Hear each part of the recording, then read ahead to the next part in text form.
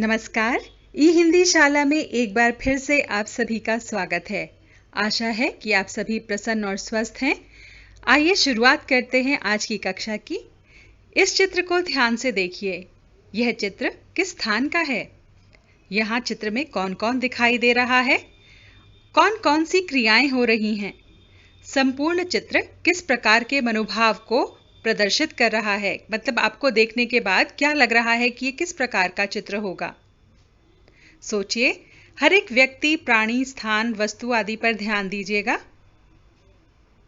चलिए देखते हैं। यह चित्र राजस्थान के गांव का लग रहा है। यह प्रातः काल का दृश्य है। सभी अपने अपने कामों में लगे हुए हैं। एक घर के बाहर महिला छोटे बच्चे को गोद में लिए खड़ी है। सामने से एक स्त्री सिर पर घड़ा लिए चली आ रही है।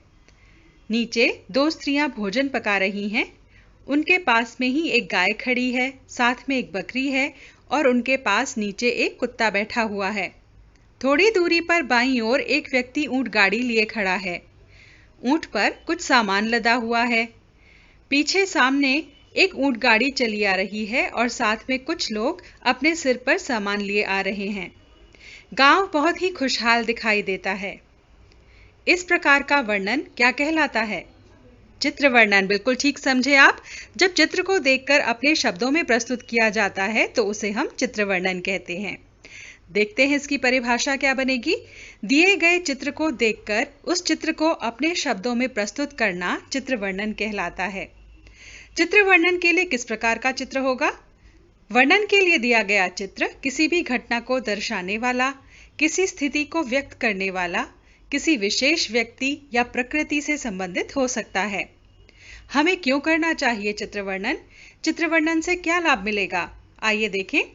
चित्र वर्णन से वस्तुओं या दृश्यों को परखने की क्षमता का विकास होता है, यानी हम उन्हें समझ सकते हैं कि यहाँ पर क्या हो रहा है। चित्र वर्णन से हमारी कल्पना शक्ति का भी विकास होता है। हम तरह तरह की कल्पना कर सकते हैं। इमेजिनेटिव पावर जो होती है हमारी, वो बढ़ जाती है।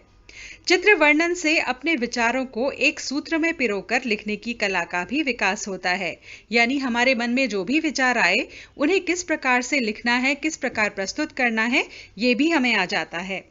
इससे लेखन कौशल का भी विकास होता है, क्योंकि जब आप इसे लिखते हैं, जो मन में विचार है, तो आपकी जो लेखन कौशल है उसका भी विकास हो जाता है, वो और अच्छा हो जाता है। चित्र वर्णन करते समय हमें किन बातों का ध्यान रखना चाहिए? चलिए देखें। सबसे पहले हमें चित्र को बहुत ध्यान से देखना है कि चित्र कहाँ का है, किस स्थान का है, चित्र में कौन कौन सी क्रियाएं हो रही हैं और हमें कौन कौन दिखाई दे रहा है। अपने सभी वाक्यों को हमें चित्र से ही संबंधित रखना है, यानी कि यहाँ वहाँ की बातों को नहीं लिखना है। अंत में हमें अपने विचार भी लिखने हैं, यानी कि चित्र को देखकर हमारे मन में किस तरह के भाव उठते हैं, हमें वो भी लिखना है। एक वाक्य में लिख सकते हैं।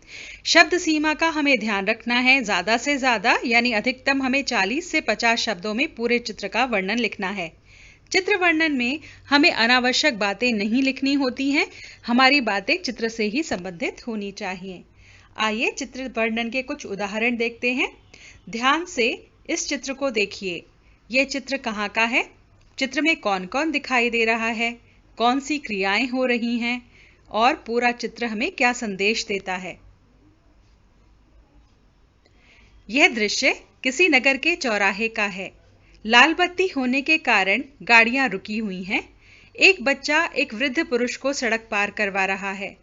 एक महिला अपनी बेटी के साथ जा रही है और दूसरी महिला अपने कुत्ते को सैर करा रही है। एक व्यक्ति फुटपाथ पर साइकिल चला रहा है। यह नियम के विरुद्ध है। गाड़ियों में बैठे लोग हरी बत्ती होने की प्रतीक्षा कर रहे हैं।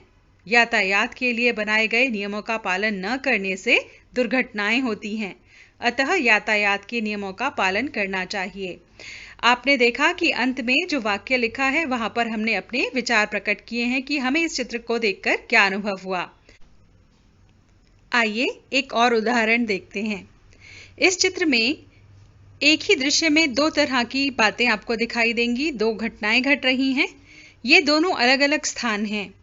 इसमें आपको कौन कौन दिखाई दे रहा है, वो कौन कौन सी क्रियाएं कर रहे हैं, और चित्र हमें क्या संदेश दे रहा है, इससे हमें को जो छुपा हुआ संदेश है वो भी आपको इसमें बताना है। ध्यान से देखिए। चलिए देखते हैं। यहाँ पर हमें महिलाएं दिख रही हैं, पुरुष दिख रहे हैं, बच्चे दिख रहे हैं और दोनों ओर अलग अलग तरह की क्रियाएं हो रही हैं। इन्हें देखकर हमने क्या समझा? यह स्वच्छता अभियान के महत्व को प्रदर्शित करने वाला दृश्य है।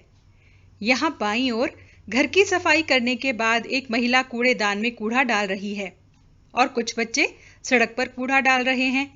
अपने घर की सफाई करने के बाद बाहर अस्वच्छता फैला रहे हैं। वहीं दूसरी ओर विद्यालय के विद्यार्थी अध्यापिका के साथ मिलकर स्वच्छता अभियान में सहयोग दे रहे हैं। 2 लड़कियां कूड़ा कूड़ेदान में डाल रही हैं। कुछ लड़कियां पत्ते समेटकर इकट्ठा कर रही हैं। यह सभी अपने आसपास के वातावरण को स्वच्छ रखने में सहयोग दे रहे हैं। आपने देखा, हमने अंत में यहाँ पर भी अपने चित्र में छुपे हुए संदेश को लिखा है कि हमें अपने आसपास के वातावरण को स्वच्छ रखना चाहिए और स्वच्छता ही ईश्वर की पूजा के समान है। एक और उदाहरण देखते हैं जिससे आपको चित्र समझकर अच्छी तरह से उसके बारे में लिखना आ जाए। इस चित्र को देखिए। आपको यहाँ पर एक बस दिखाई दे रही है, 2 अध्यापक दिखाई दे रहे हैं और कुछ बच्चे खेलते हुए और कुछ बच्चे नीचे काम करते हुए दिखाई दे रहे हैं। चलिए देखते हैं यहाँ पर क्या लिखें। यह दृश्य एक बगीचे का है। यहाँ किसी विद्यालय के बच्चे और अध्यापक पिकनिक बनाने के लिए आए हैं। एक अध्यापक स्कूल बस से बच्चों के खाने का सामान ला रहे हैं। अध्यापिका के हाथ में फलों की टोकरी है। वह एक बालिका को कुछ बता रही है। 2 बच्चे सामान रखने में अध्यापिका की मदद कर रहे हैं और कुछ गेंद के साथ खेल रहे हैं। सभी बहुत खुश नजर आ रहे हैं।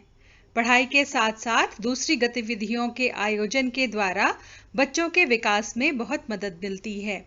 इस चित्र में भी अंत में संदेश दिया गया है।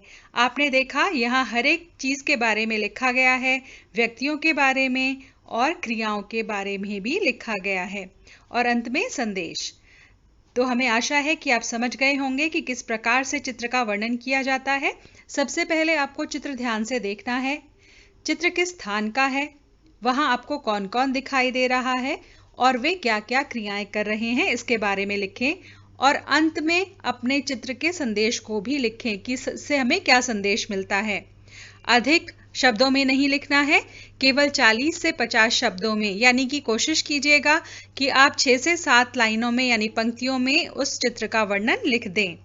अब आपके लिए थोड़ा सा अभ्यास कार्य भी है। यदि हो सके तो आप घर पर करके देखिए। दिए गए चित्र का वर्णन 40 से 50 शब्दों में अथवा 7 से 8 वाक्यों में लिखिए। ये बहुत ही खूबसूरत चित्र है। इस चित्र में बहुत सी चीजें दिखाई दे रही हैं, प्राणी दिखाई दे रहे हैं और कुछ क्रियाएं भी दिखाई दे रही हैं। संदेश क्या छिपा है वो भी लिखिएगा। एक और चित्र है, इस चित्र को देखिए ध्यान से। यहाँ पर शायद ये मॉल का चित्र है। बहुत सी गतिविधियां यहाँ दिखाई दे रही हैं होते हुए, इसके बारे में भी अवश्य लिखिएगा। हमें आशा है कि आप चित्र वर्णन ठीक प्रकार से समझ गए हैं और किन बातों का ध्यान रखना है इसका भी ध्यान रखेंगे। यदि आपको हमारा वीडियो पसंद आया हो और जानकारी अच्छी लगी हो तो हमारा वीडियो लाइक और सब्सक्राइब करना मत भूलिएगा। अगले नए वीडियो के साथ फिर से शीघ्र ही मुलाकात होगी। तब तक के लिए विदा।